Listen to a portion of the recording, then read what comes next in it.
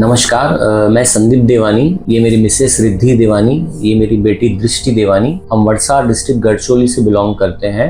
कुछ दिन पहले मेरी मिसेस को एक वायरल फीवर हो गया था, तो जिसका हमने इलाज वडसा में स्टार्ट किए, पर उसका ये ट्रीटमेंट चलने के बाद में ट्रांसफ़र हुआ मेरी बेटी को, और बाद में मुझे ये वायरल फीवर ट्रांसफ़र हुआ था। जो हमने 27 तारीख से वहाँ पे अपनी बेटी का ट्रीटमेंट चालू किए।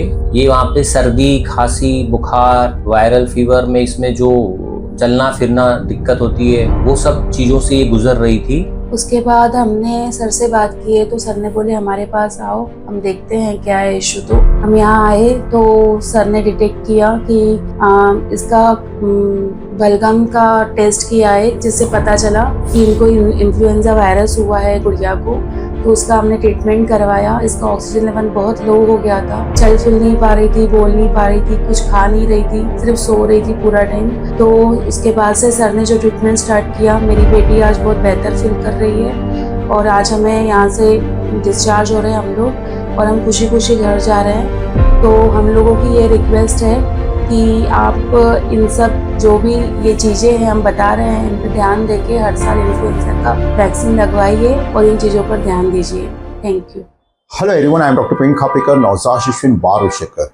तो जैसे आपने यहाँ पर देखा कि इस बच्ची को इन्फ्लुएंजा वायरस के संक्रमण की वजह से निमोनिया हो गया था। पहले 5 दिन तक बुखार आया, बाद में से सांस में तकलीफ होने लगी, बच्ची बिल्कुल चल फिर नहीं रहे थे, बेहोशी की हालत हो गई थी, छाती में बहुत दर्द हो रहा था, और इसका यहाँ पर इलाज किया गया और 5 से 6 दिन में बच्ची बिल्कुल ठीक हो गई। आइए जानते हैं इन्फ्लुएंजा वायरस संक्रमण के क्या क्या लक्षण होते हैं, बच्चे को कब डॉक्टर को दिखाना बहुत जरूरी है और बचाव के लिए क्या करना चाहिए। इन्फ्लुएंजा वायरस के संक्रमण को हम लोग फ्लू भी कहते हैं। यह जो है, हम किसी संक्रमित व्यक्ति के संपर्क में आते हैं, जैसे घर में या स्कूल कॉलेज में किसी फंक्शन में जाते हैं, तो इस वायरस से जो है नाक, गला और छाती में जो है इन्फेक्शन होता है। अधिकतर बच्चों में इन्फ्लुएंजा का संक्रमण जो है 5 से 7 दिन में ठीक हो जाता है, लेकिन थकान 1 से 2 हफ्ते तक बनी हुई रहती है।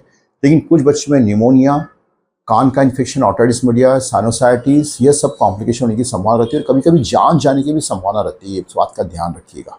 आइए जानते हैं इन्फ्लुएंजा वायरस संक्रमण के क्या लक्षण होते हैं। जब हम किसी संक्रमित व्यक्ति के संपर्क में आते हैं तो ये लक्षण जो है 3 से 4 दिन के बाद में दिखते हैं। तेज बुखार 103, 104, ठंडी लग के आता है, कपकपी लग के भी आता है, नाक का बहना, नाक का बंद होना, छींकना, सूखी खांसी, गले में दर्द, सर दर्द, हाथ पैर में दर्द, बैक एक, मांसपेशियों में बहुत सारी ऐंठन रहती, दर्द रहता है। छोटे बच्चों में जो है उल्टी होना, लूज मोशन होना, पेट में दर्द होना, ये सब लक्षण भी दिखते हैं। काफी बार जो है आंख का लाल होना, आंख से पानी निकलना, कान में दर्द होना, छोटे बच्चों का जो है लगातार रोते रहना, 1 साल के नीचे बच्चों का लगातार रोना, दूध न पीना, यह सब तकलीफ भी बच्चों में देखने में आती है। अधिकतर बच्चों में इन्फ्लुएंजा वायरस का संक्रमण जो है 5 से 7 दिनों में ठीक हो जाता है, लेकिन कुछ जो छोटे बच्चे रहते हैं, 2 साल के नीचे बच्चे जिनकी प्रतिकार शक्ति कम है, ऐसे बच्चों में इससे निमोनिया होने की संभावना बनी रहती है।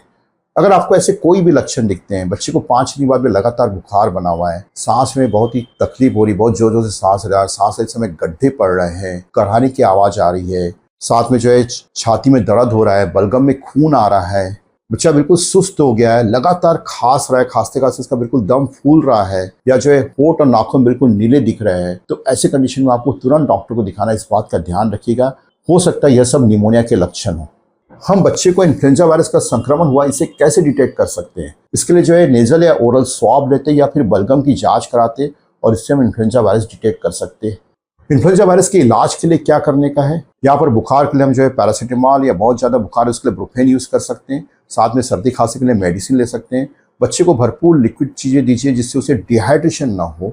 हम बच्चे को एंटी फ्लू मेडिकेशन भी दे सकते हैं। यह मेडिसिन तभी इफेक्टिव होती है जब हम शुरुआती 3-4 दिनों में इसे देते हैं। तो अगर आपके बच्चे को 5 दिन के बाद ये बुखार बना हुआ है, बहुत ही ज़्यादा थकान आ रही है, चलने फिरने में दिक्कत आ रही है, सांस लेने में तकलीफ हो रही है, सांस फूल रही है, सांस लेने समय गड्ढे पड़ रहे हैं, बेहोशी जैसी हालत हो रही है, लगातार बच्चा वॉमिटिंग कर रहा है, डिहाइड्रेशन हो गया है, तो ऐसे कंडीशन में आपको तुरंत डॉक्टर को दिखाना चाहिए। इसे इग्नोर न करिएगा।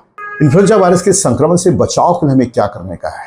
हर बच्चे को 6 महीने के बाद साल में 1 बार इन्फ्लुएंजा का टीका जरूर लगाना चाहिए। इसे हर साल लगाना क्यों जरूरी होता है कि इन्फ्लुएंजा वायरस में म्यूटेशन होते रहते हैं, इसमें चेंजेस होते रहते हैं, इसलिए हर साल जो है नया टीका बन के आता है।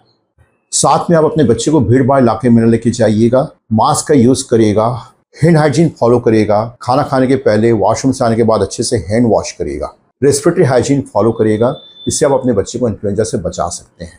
तो दोस्तों मैं आशा करता हूं कि इस वीडियो में जो आपको इन्फ्लुएंजा वायरस के लक्षण और उससे बचाव के बारे में जो जानकारी दी गई है वो आपके लिए बहुत ही उपयोगी होगी। इस वीडियो को लाइक करिए, अपने परिवार और दोस्तों के साथ शेयर करिए, साथ में चैनल को सब्सक्राइब करिए जिससे आपको आने वाली वीडियो के बारे में जानकारी मिलेगी। Thank you.